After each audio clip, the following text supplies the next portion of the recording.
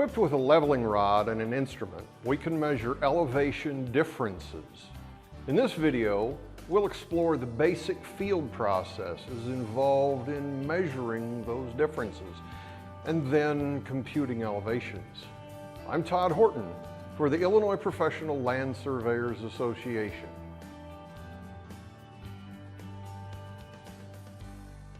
Using an optical level, we create a horizontal line of sight. Where our line of sight intersects the level rod, we take rod readings. With these rod readings, we can compute elevation differences. With practice, most instrument operators can confidently read the rod when it is 250 feet away. Thus, if I need to find the rise between two locations 500 feet apart, I simply set up halfway between the points and take two readings. But what if I can't see between those points? For instance, in this scenario, the elevation difference is greater than the height of my tripod. Or what if the locations are 5,000 feet apart? Well, to overcome these obstacles, we perform a level circuit.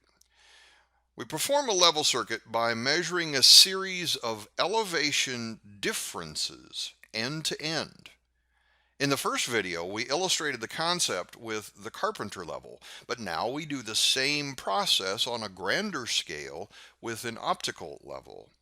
To find an unknown elevation shown here on the right, we must first start from an elevation that is known, shown here on the left. An elevation is a vertical distance above or below a reference surface. We commonly use mean sea level as a reference surface. For instance, the summit of Mount Everest is 29,029 feet above mean sea level, and the lowest point in the United States is Death Valley at 282 feet below sea level. By measuring vast networks of level circuits across the continent, surveyors have established heights above sea level at stable, permanent benchmarks. Benchmarks come in many forms and are attached to everyday objects like bridges and fire hydrants. Let's walk through a typical level circuit we call benchmark leveling. You may hear this process called differential leveling or control leveling as well. Here, our survey site is 1/2 mile from the nearest benchmark across a shallow valley. We need to determine the elevation of a newly constructed benchmark on the site. Because of the terrain and the distance involved, we'll have to set up the instrument multiple times to measure a series of elevation differences. First, we'll set up our instrument where we can see the rod sitting atop the known benchmark. Our first rod reading is 4.69 feet. Since this reading is taken on a point of known elevation, we call it a backsight, commonly abbreviated as BS. With this first backsight reading and the known elevation of the benchmark, in our case 842.17 feet, we can say the instrument line of height is 4.69 feet above the elevation of 842.17. Thus, the HI of the instrument, commonly abbreviated as HI, is 842.17 feet plus 4.69 feet, which equals 848.86 feet.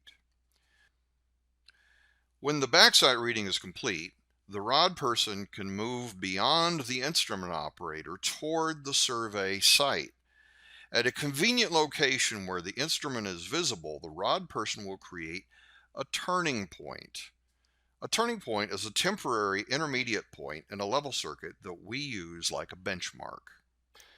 Each turning point must be stable and have a distinct peak or high point on which the rod will rest.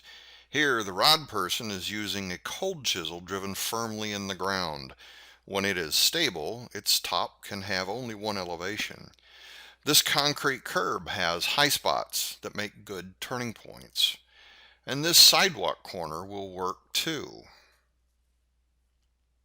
With the rod person holding the level rod atop turning point 1, labeled here as TP1, the instrument operator can make another rod reading called a foresight, commonly abbreviated as FS. A foresight is a rod reading taken on a point of unknown elevation. We don't yet know the elevation of turning point 1, so the first reading there is a foresight. Our foresight reading at turning point 1 is 6.08 feet. Since we know the HI is 848.86 feet, and since the instrument line of sight is 6.08 feet above turning point 1, we can now compute the elevation there. We'll subtract the foresight reading from the height of instrument. 848.86 feet minus 6.08 feet equals 840.78 feet. Now we know the elevation of turning point 1. Next, in order to extend our circuit toward the new benchmark, the rod person will stay put while the instrument operator moves beyond turning point 1. At a new location where the rod is clearly visible, the instrument operator will set up the instrument and take a new reading on the rod at turning point 1. Now, here's an important question. Will this reading be a backsight or will it be a foresight?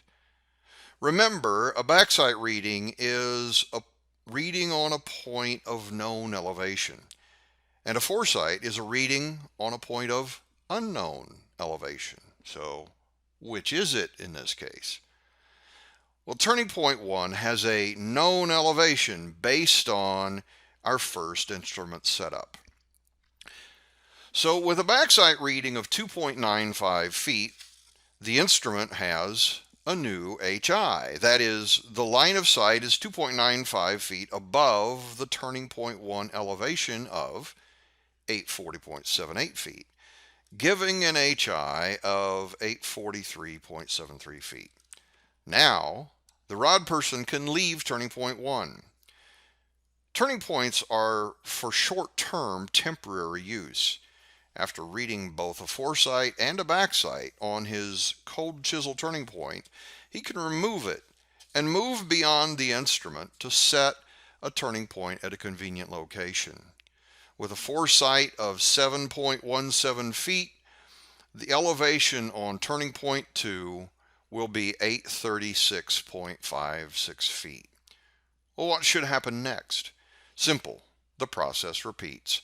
At each new instrument setup, there will be a new backsight reading and the new HI. At each new instrument setup, the operator will take two readings, a backsight and a foresight. At each turning point, the rod person will hold the rod on the point for two readings, first a foresight and second a backsight. In the field, the rod person and the instrument operator move separately, taking turns and moving forward in a leapfrog pattern. With the final foresight, there are finally enough measurements with which to compute the elevation of the new benchmark. The process is fairly simple, repetitive, and efficient. So far, you've seen the core concepts. In the next video, I'll show you how to prevent mistakes, how to record your readings, and how to compute with confidence. I'm Todd Horton for the Illinois Professional Land Surveyors Association.